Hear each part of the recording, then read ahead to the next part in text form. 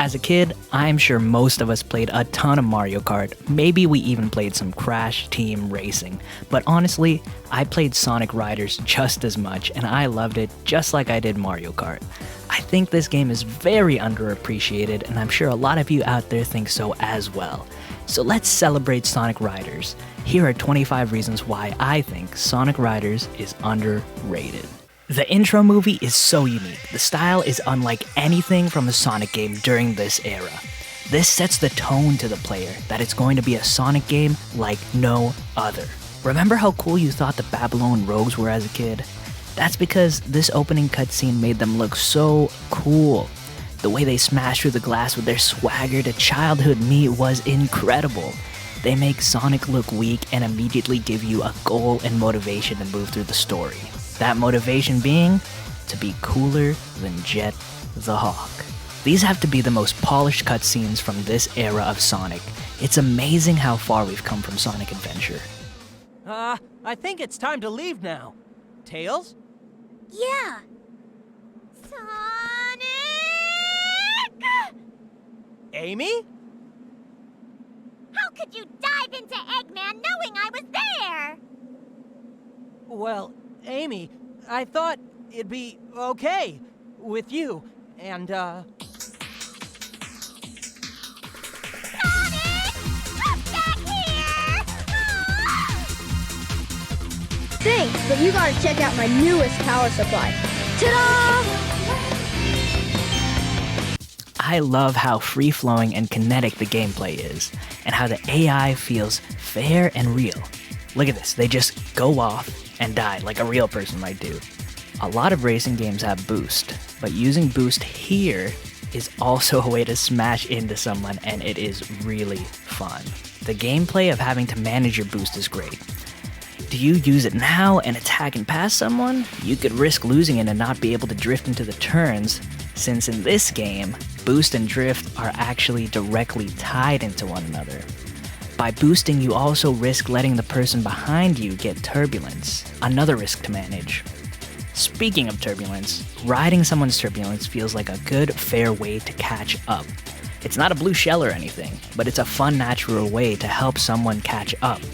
You can even be sent to shortcuts doing tricks off the turbulent wave. The person that is first has less opportunity to build boost since they have no turbulence to ride on, allowing people to catch up in a way that doesn't feel manufactured. No, you don't belong here. Get out. I guess I should explain tricks, because then turbulence would make no sense and have no benefit. Tricks are a fantastic, engaging mechanic. They are a tool you use to build boost, and how much boost you get depends on how good your trick is. So you take the risk of doing a more complicated trick to get more boost, but you risk failing the trick and getting only very little boost. This is a great mechanic to keep the player engaged at all times and shake things up during the race. Gaining boost won't matter though if your boost gauge is small, which is why I love how rings are implemented. You need to hit a certain threshold of rings in order to grow your boost gauge. A nice little bonus for growing your boost gauge is how the characters animate, like Tails here for example. When he gets leveled up, the boost gauge, look at that. He starts lassoing this plug. It's so random. I love it. This makes rings very valuable, especially in the later stages when they're designed to really punish you for not managing your boost properly. I hate to keep comparing this to Mario Kart because I love Mario Kart, but how valuable rings are in this game is so much better than how coins are used in Mario Kart. Another difference between this game and Mario Kart is... No, not you. This game has a story mode. Look at how this story reveals to us a new side of these characters. Look at this. Have you ever seen Tails this angry before? We see Knuckles and Sonic have foils that make them look weak. Knuckles here failing the punch, Sonic getting wrecked in the opening cutscene. Like I said earlier, it gives you great motivation to move forward and be the best. If you're playing this as a kid, the Babylon Rogues have to be one of the best villains out there. They give such great Saturday morning cartoon vibes. You really learn to hate them. Ah, the dirt suits you so well. Even without wings, I can still fly. Cheesiest one-liner ever. As a reward for beating the hero storyline, you get to play as the Babylon Rogues in their storyline, where you get the satisfaction of seeing these villains you once hated turn into a bunch of stooges. And then, just when I thought we were going to race all the same stages again, it turns out that there are even more stages, some looking cool in this cool nighttime variant. Such a great reveal when you thought you'd already beaten the game. And after finishing riding the high of a brand new stage, the story becomes even better. It becomes just like a Christopher Nolan movie. I mean, look at this. We previously saw this cutscene of Wave mocking the board Tails made, and we previously saw this cutscene of Sonic's board exploding.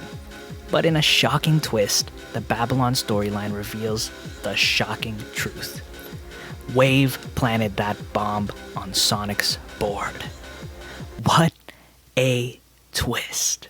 I appreciate how the story keeps its continuity through both storylines. You don't win a race just because you're now playing as that character. Unlike in a game like Sonic Heroes, where a team you would play as would always win the battles. And when you're done with the story, there's still a lot to do. You can play mission mode, a nice change of pace. You can unlock a brand new type of board, like a motorcycle, or get on skates like Shadow. You can get Shadow in this game. Battle mode is very fun. I love just ramming into people, dashing right into them.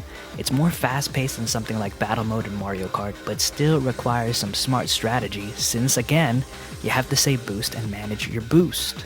And this game had Sega All-Stars before All-Stars Racing. And that's why Sonic Riders is underrated. If you like